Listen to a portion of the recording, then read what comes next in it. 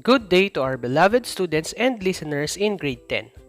This is your School on the Air in Music 10. I'm so happy that you are tuned in with your new favorite school on the air through radio. I will be with you to discuss about the 20th and 21st century Philippine multimedia forms. I am your teacher, Raymar Rakasopnet, at your service of the Kanamongan National High School.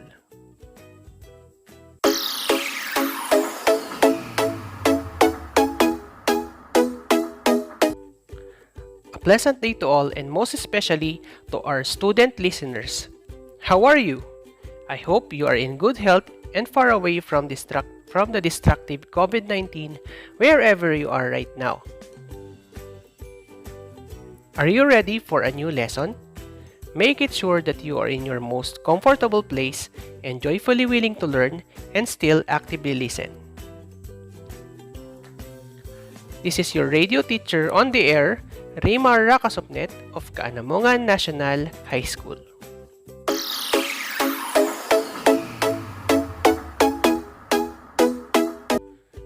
First, let me give you some tips on how you can engage with our lesson and make it interactive. First, find a learning area that is well lit and well ventilated. Second, make sure that you have the following materials within your reach: ballpen or pencil, paper or notebook, and your learning materials. Alright, I think you are now ready for our lesson.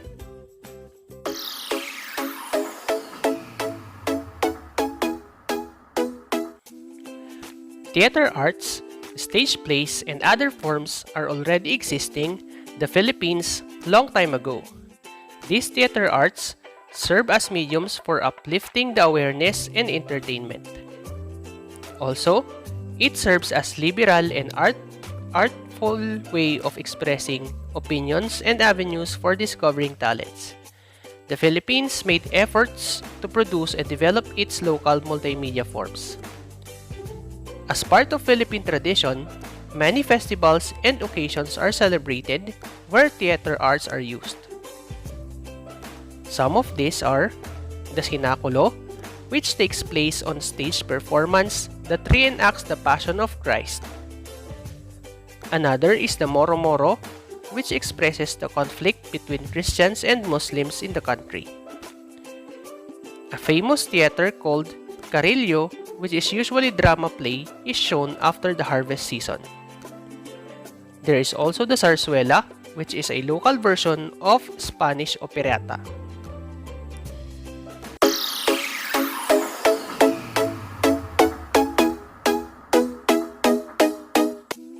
Opera was first introduced to the Philippines in 1878 through the Zarzuela, a Spanish art and music form that involves spoken and sung words. It was eventually called Zarzuela after adapting to local culture. The Zarzuela would then more commonly be known as local opera. The Philippines, in its desire to be part and be updated with its Western counterparts, has made relentless efforts to produce and develop its local multimedia forms.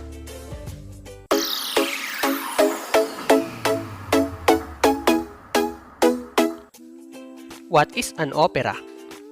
Opera is an art and musical form in which singers and musicians perform a dramatic work combining text called libretto and musical score, usually in an elaborate theatrical setting. It incorporates many of the elements of spoken theater such as acting, scenery, costumes, and sometimes dance. The dance is typically given in an opera house, cultural center, theater, or auditorium. It is accompanied by an orchestra or small musical ensemble, and the dialogue is entirely sung and not spoken.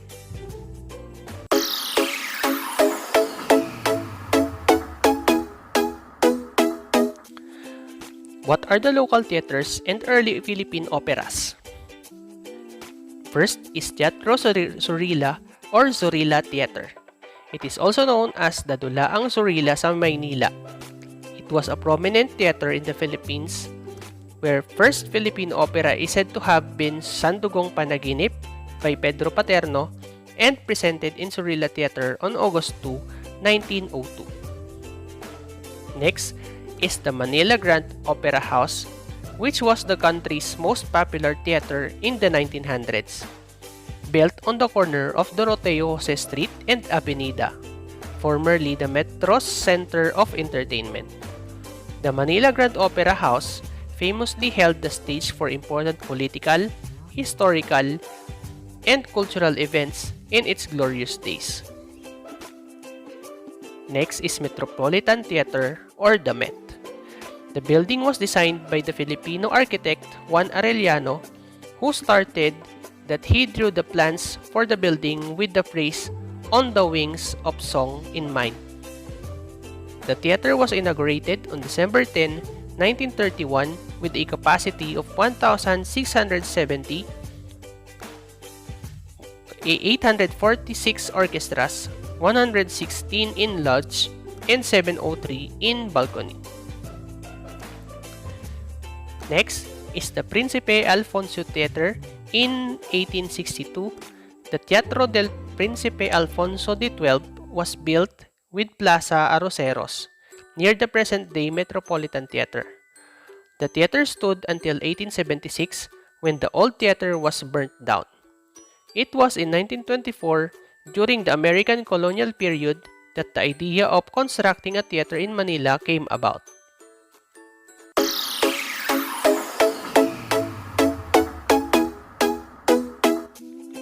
What are the original Philippine operas?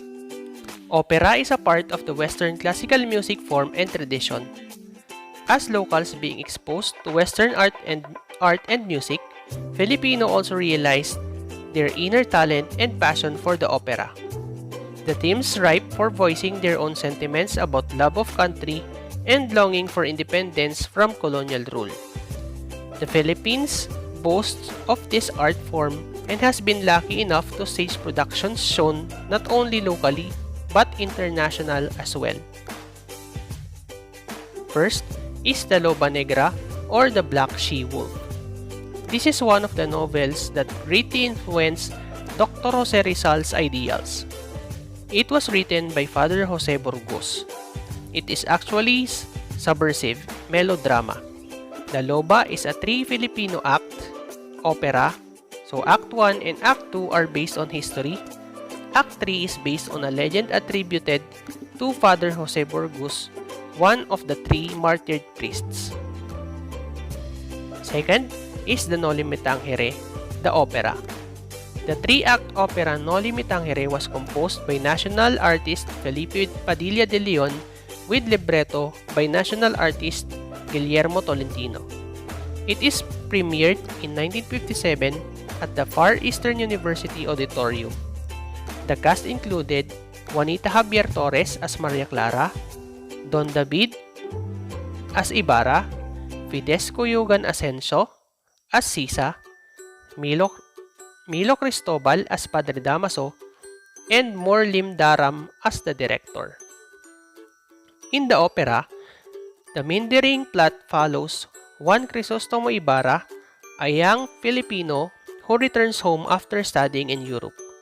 The various plot twists include Juan's love affair with Maria Clara, with rage at the unexpected exhumation of his father's body from its grave, altercation with the cruel Spanish priest called Padre Damaso, and Juan's eventually murder by the Guardia Civil.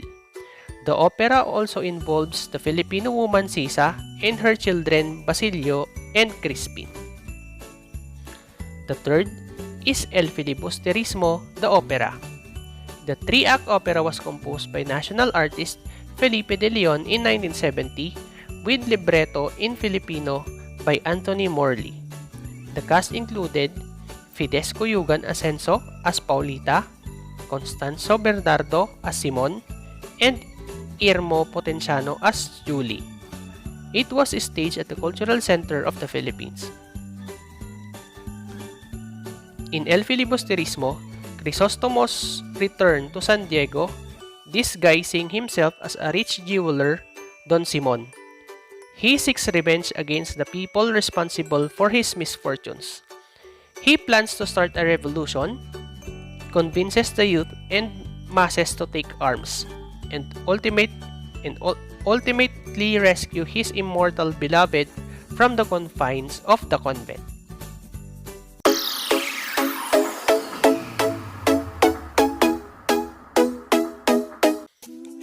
What is ballet? A type of performance dance originated in the Italian Renaissance courts of the 15th century. The dance form known as ballet has been used to interpret stories of all kinds. It does so by allowing the characters to come alive, not in spoken dialogue, but in body movements or pantomime. What are the original Filipino ballets? Original Filipino ballets vividly present folktales and local fables, as well as epics from neighboring regions. Such Filipino ballet production have evoked wide enthusiasm from people of all ages. They have been added to the repertory of Philippine dance companies to supplement the Western classical ballets. First is the Tatlong Kwento ni Lola Basyang, a ballet adaptation of Severino Reyes's folktales Mga Kwento ni Lola Basyang. It was meant to instill and rekindle the interest of Filipino youth in the beauty, richness, and values found in Philippine literature. The typical storytelling scene shows a grandmother, Lola Basyang, on a rocking chair with her grandchildren gathered around and listening to her fascinating tales.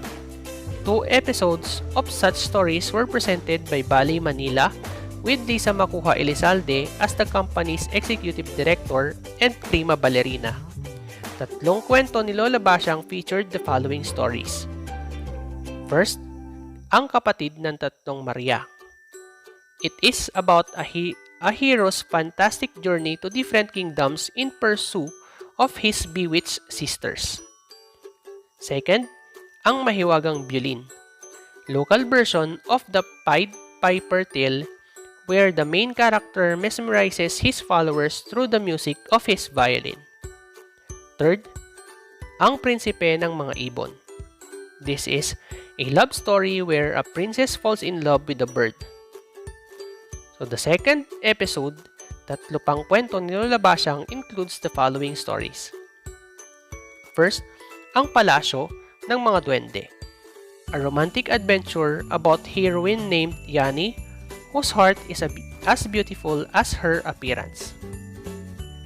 Second, 12 Masasayang Prinsesa, a romantic fantasy about 12 daughters of the king. The princesses secretly leave their bedroom at night to travel to an enchanted land and dance with the princess. Third is Anting Anting, a horror comedy in which the cowardly hero Juan tries to overcome his fears in order to win his love.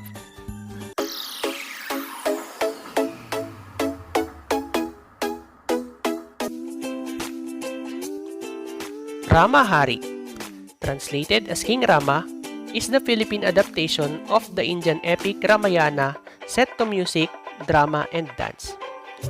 The story revolves around Rama, the avatar, an incarnation of the Hindu god Vishnu, and his wife Sita. They are banished from their kingdom for 14 years, plotted by the mother of one of Rama's 4 brothers to keep him from becoming the next king.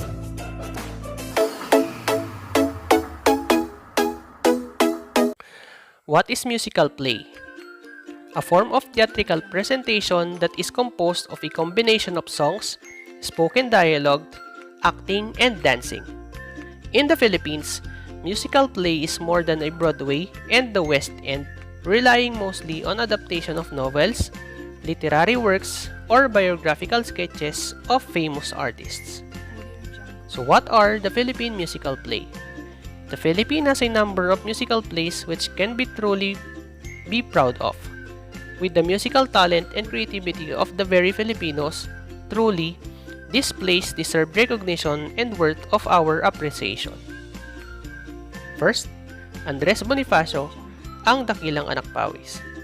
A musical by Jerry A. Dadap written in 1980.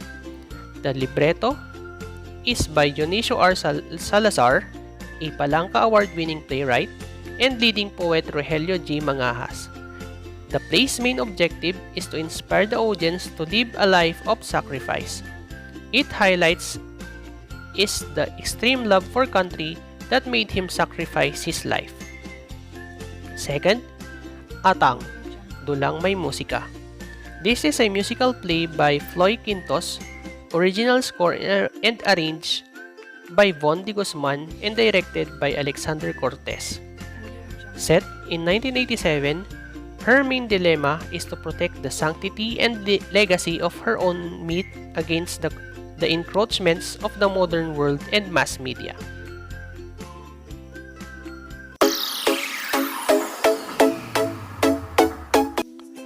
Third is the Katie the Musical. It is a two-act musical play. Music was written by Ryan Cayabyab and story and libretto by Jose Javier Reyes. This is a highly publicized stage musical based on the life of Katie de la Cruz, who was considered the queen of Philippine vaudeville and jazz. Katie was the highest paid entertainer in the country. She survived the Japanese occupation of the Second World War. A philandering husband who nursed both a sick liver and a family out of wedlock, and the advent of movies and television. Next is the Plurante at Laura the Musical. The poem of Francisco Balagtas Baltasar, made into a play by Bonifacio Ilagan under the warring Moors and Christians and the intertwining lives of a quartet of star-crossed lovers, Plurante, Laura, Aladdin, and Flerida. Presented by Tanghalang Pilipino at CCP Little Theater from July 7 to 24, 1988. Next one is Daragang Magayon. A production for poetry and mixed media portrays the myth surrounding the origin of Bicol's famed Mount Mayon. It is based on a poem by Merlinda C. Bobis and was first presented at the Cultural Center of the Philippines loading dock on March 1 to 2, 1991. The next one is the Noli Me Tangere the Musical. It is staged at the CCP Little Theater from February 1 to 4, 1996 as a production of Tanghalang Pilipino. Ryan Cayabyab as composer and musical director, national artist Bienvenido Lombera as librettist, Edna Vida as choreographer, national artist Salvador Bernal for set and costume designs, and Nonon Padilla for stage director.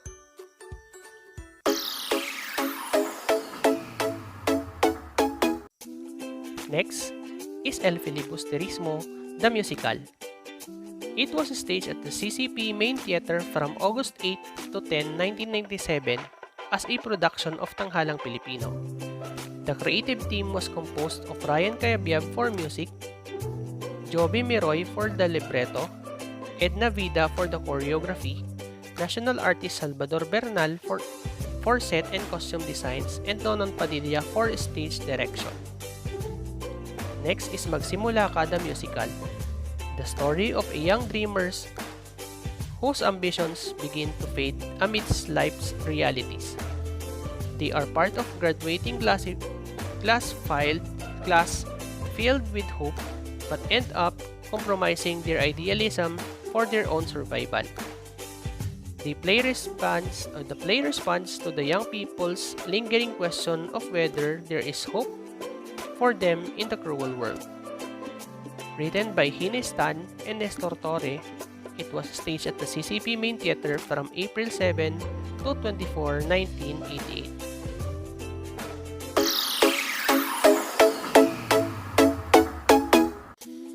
How is an idea or story in musical play is presented by watching a live performance or video excerpt. An idea or story including the emotional content of a musical, love, anger, fear, or humor is presented through the use of music and drama elements like dialogue, movement, space, stage, scenery, costumes, and special effects. So how theatrical elements in selected part of a musical play are combined with music and media to achieve certain effects? In a musical play, theatrical elements like dialogue, acting scenery, and lighting are combined with music. Dialogue surfaces as lyrics of song. Its melody is used to highlight mood and tone.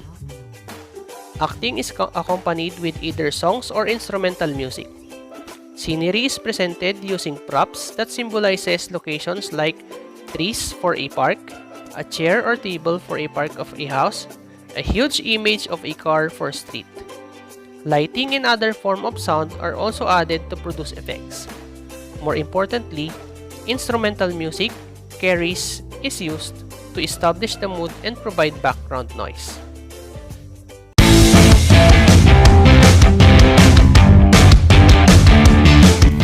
And that is all for today. I hope you have learned something new from your new favorite school on the air through radio. This has been your teacher broadcaster in MAPE, Raymar Racasopnet of Kaanabangan National High School saying, be healthy, be safe, and stay happy. I am now signing off.